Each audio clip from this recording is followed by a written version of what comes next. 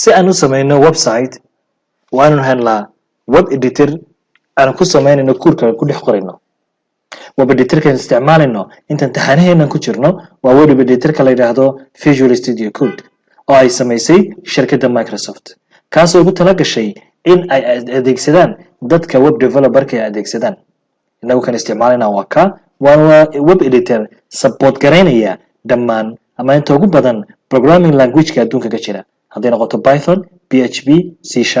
C++, Java, JavaScript, Ruby ودمان waxa oo dhan programming language adduunka caanka ah oo jira oo support gareynaya haddaba inagu kan isticmaalina